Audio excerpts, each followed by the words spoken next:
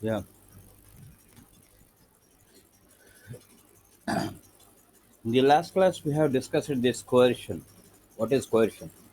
Threatening or making a person to commit something that is nothing but by force. Whatever we come across, when we make a party to go into a contract in a forceful manner, it is nothing but coercion. Now, after coercion, we are having undue influence. Undue influence.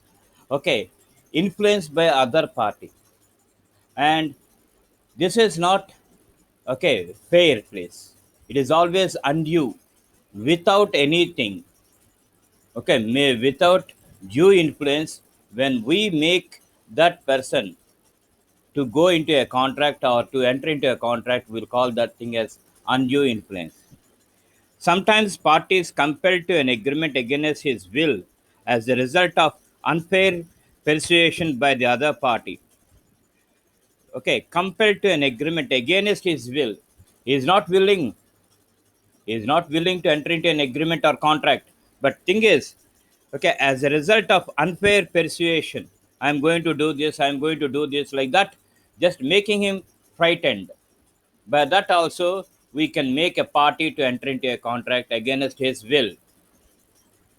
This happens when a special kind of relation exists between parties, such that one party is in a position to exercise undue influence over the other.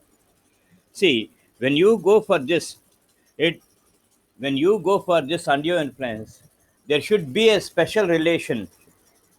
There should be a special relationship. Whenever there is a special kind of relationship, then only you will come across this undue influence. Otherwise, there is no necessity for us to go and think about this undue influence. Suppose, take for example, okay, you are having a brother elder than you, and if that person, if he makes you to go, compel and make you to go and enter into an agreement, that is nothing but undue influence. Because you cannot say no to your big brother, and the big brother, he will compel you even though it is against your will. He will keep his influence. That influence, it is nothing but undue influence, such that one party is in a position to exercise undue influence over the other. A person is deemed to be in a position to dominate the will of the other, where he holds a real, apparent authority over the other. See, in this case, when we go for this undue influence, I told you that special kind of relationship must be there, and that due to that relationship, automatically one person will compelled to enter into an agreement or contract. Okay, a person is deemed to be in a position to dominate the will of the other, where he holds a real, apparent, authority over the other. In the previous example, when your big brother says you have to do that, you cannot say no. So taking into account the real, apparent, and authority over the other. When he stands in relation of trust and confidence to the other, and where he makes a contract with person whose mental capacity is temporarily or permanently affected by age, illness, or mental or physical distress. So whenever this party, when one party, when he is in this state, automatically the other party, the outsider, he will compel you. He will compel you to enter into a contract or agreement. So that is nothing but the undue influence. And this party, whose mental capacity is temporarily or permanently affected by age, due to age circumstances also, you will come across this undue influence. Suppose, take for example, when you become old, automatically you have to hear your son's words or daughter's words, because okay physical impossibility, by age, illness, when you are not feeling well, okay illness or mental or physical distress. Okay, when you are mentally disturbed or when you are physically disturbed, automatically this undue influence will come into picture, and it will make you to enter into a contract.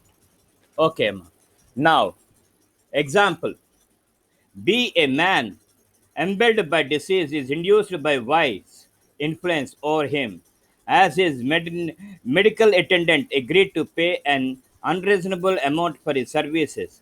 Here, Y employs undue influence.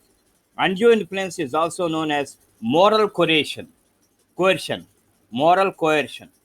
See, be a man embleeded by disease, is suffering from disease, is induced by wise influence over by him. Okay, as his medical attendant agreed to pay an unreasonable amount for his services. Okay, here Y employs undue influence. Undue influence is also known as moral coercion.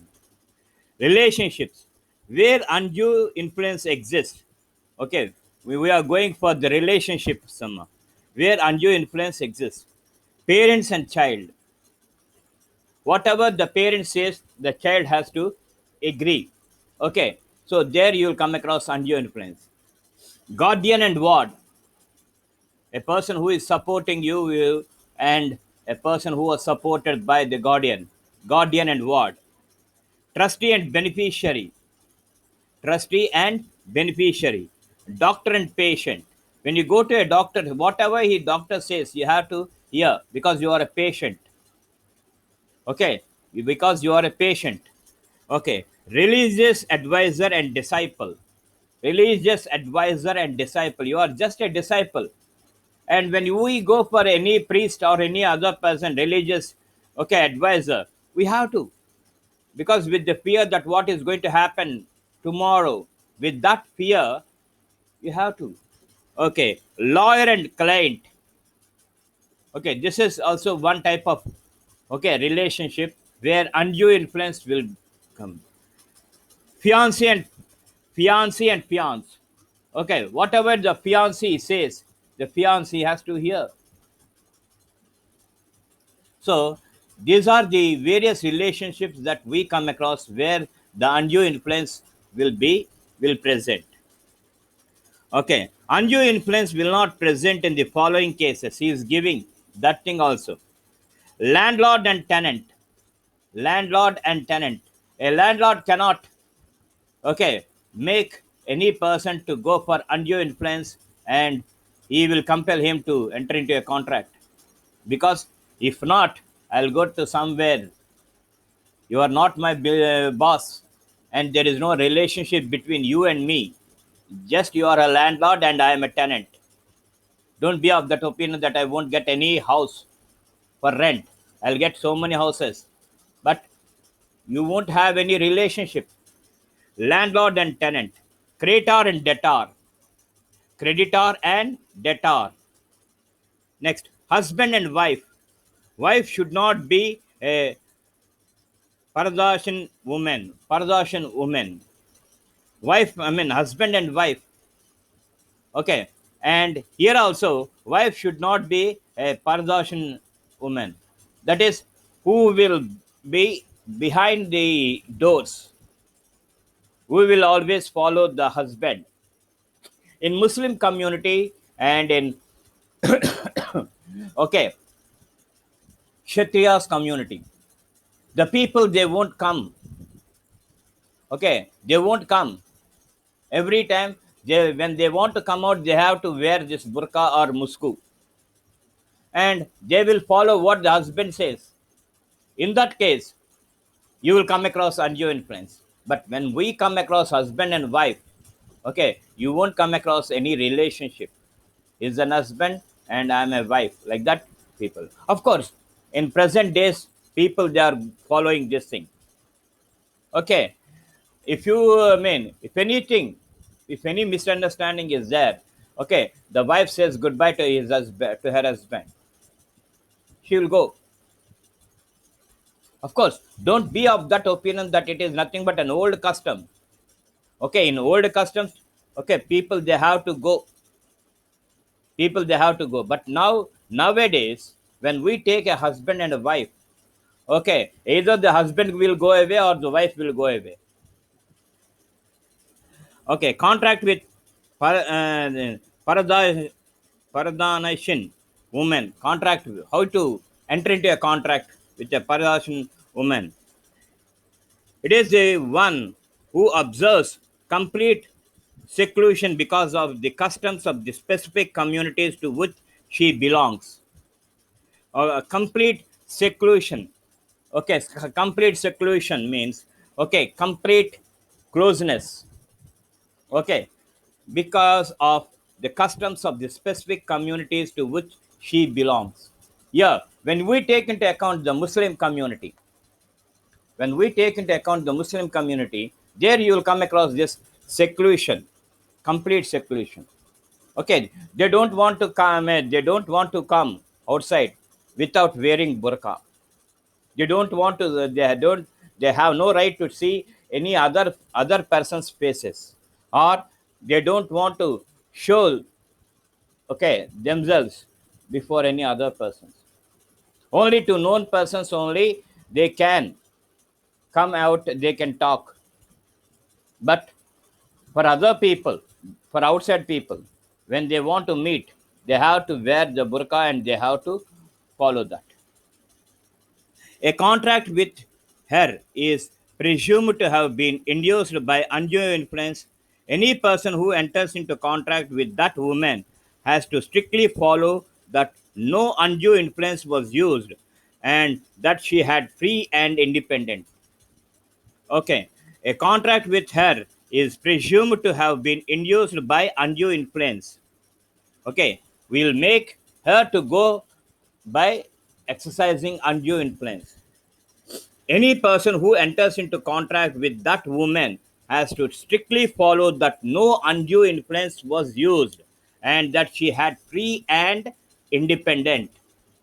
Okay, you have to treat that person.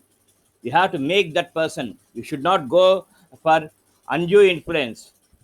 You have to make her to come out freely and independently. Then only you can enter into a contract with a Paradashinin woman.